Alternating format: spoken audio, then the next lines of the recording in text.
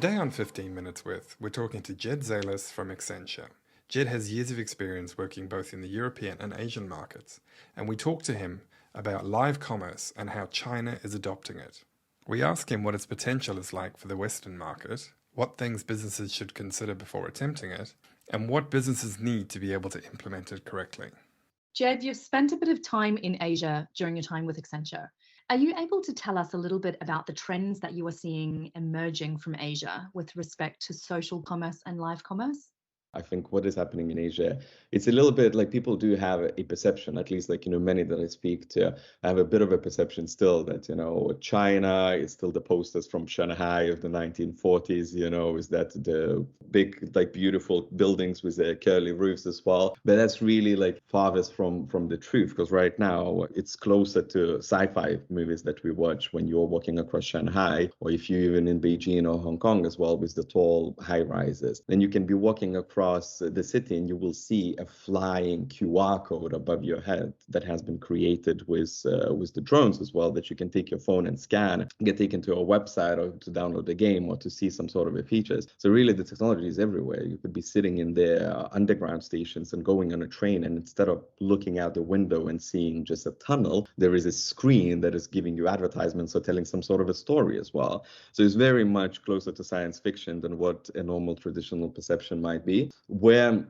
I think when it comes to a bit more in our space, in the commerce space, in social areas and in live commerce as well, we see businesses taking a completely different take on solving that problem. Like traditionally in Europe and in the West as well, we have a very clear distinction between the video platforms, between the commerce platforms, and social platforms. In China, it's not really the case. They kind of blur it all together and put it all into one, which is in turn creates a lot more complexity in order to achieve this successfully. But at the same time, it delivers that unified customer experiences that customers get. And I see this really becoming a predominant example. For example, there is a brewers called Snow Beer. And these guys, they were selling a lot of beverages before COVID hit, and I think COVID was a very brilliant example, how they dealt with and used social commerce and how it helped to accelerate. So in their case, they realized that hold on a second, people are not going into the past, they're not going, they're not really socializing.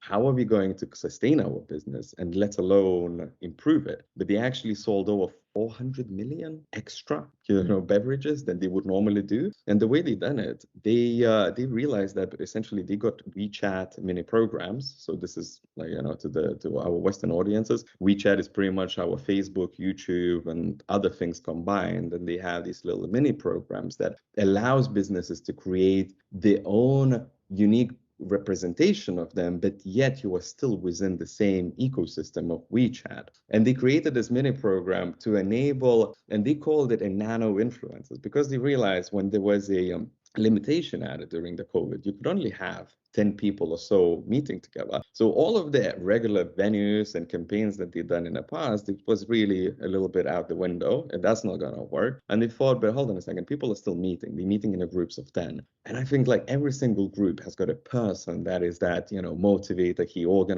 or she organizes, gets people together. And for them, it was very much of why don't we let these people do it? They want to go out. They still want to organize it. So let them, be able to choose COVID-safe places where they can invite their friends. They can order and pre-book drinks that is going to be catering for 10 people. So the concept of nano influencers commerce, which was part of the social commerce, was invented. And that just became a boom of Snow Beer, which was for Super X brand initiative. So that all sounds amazing and certainly something that I would love to experience. But how do we pick up kind of what they're doing in Asia and bring it into the West, say the UK, into Europe, without kind of having to reinvent the entire wheel and use what we already have?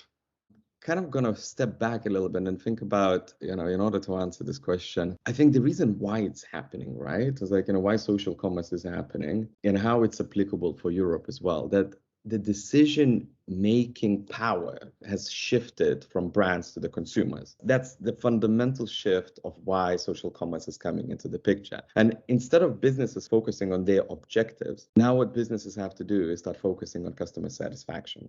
And I think that's one of the fundamental changes that is driving it. And in order for us to get there, and I think the other reason being of why that is happening, businesses are starting to look to diversify their revenues. And the reason is that traditional ads no longer really work the same as they used to, especially with all of the GDPR policies being created, data privacy regulations as well that we keep on hearing about. And the traditional methods of identifying your customers, making sure that the content is as personalized as it can be, is not as effective as it used to be. That's what we're seeing. But if you are staying within the same platform, and within the social platform, you don't have to deal with that. The content is within it. You're letting the platform providers to sort these areas out for you. And in a way, you're positioning us one step closer. In addition to that, I think customers, their behavior is changing. You have the entire Gen Z that is now coming of age and they have a buying power. People are also looking for sustainability and the products that are sustainable. And finally, 87% of consumers in e-commerce shopping believe that social media help them make shopping decisions. Like I see this personally when I speak to friends as well.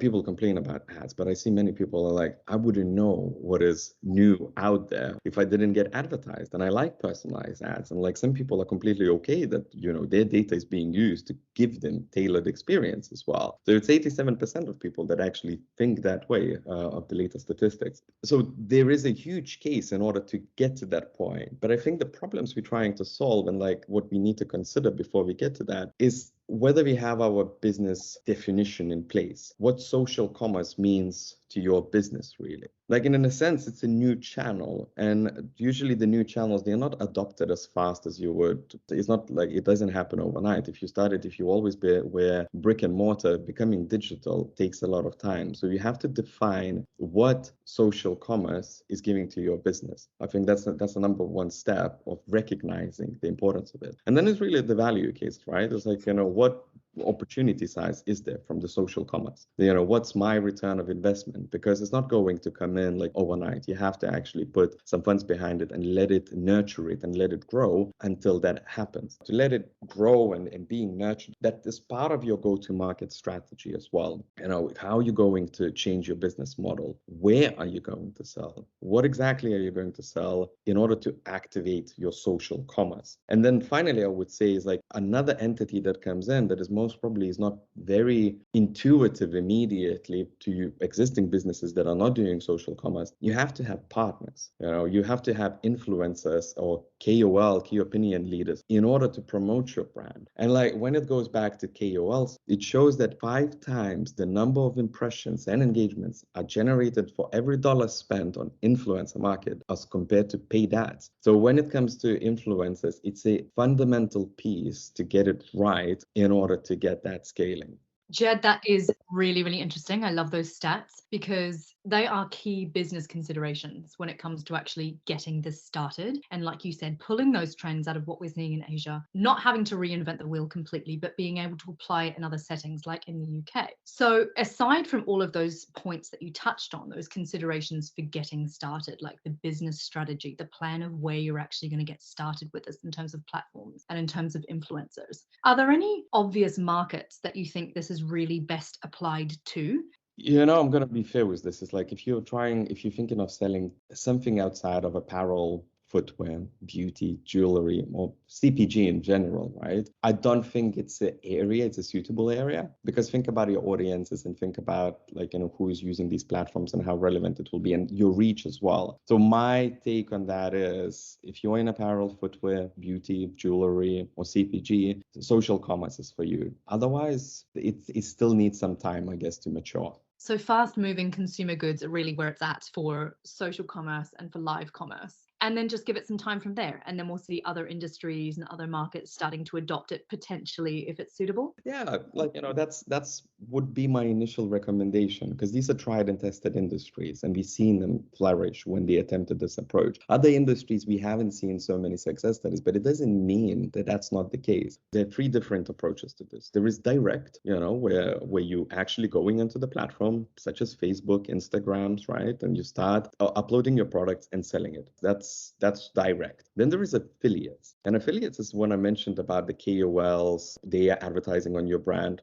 or actually unaffiliated selling. People just essentially shouting and screaming about how great your product is. Then you see this demonstrated really well in Meesho, AliExpress, and Line Idol. And then the final one is the community. And the community is more of a peer-to-peer platforms. You can achieve this in Facebook marketplaces, but other better examples would be like Groupon or DealShare in India. And I really like, there is a use case of KFC where they use the community in order to do the selling. So their approach was very much of in Chinese, customer is right is usually translated almost customer is the boss. And KFC was thinking, what if we actually make customer the boss? So again, they went to WeChat mini programs and they created an application that allowed you to sell your own chicken. So essentially, it's for you to advertise to your friends, you get a commission, and every purchase that is being made is essentially profiting you. So you are becoming almost like a reseller of KFC, but not technically.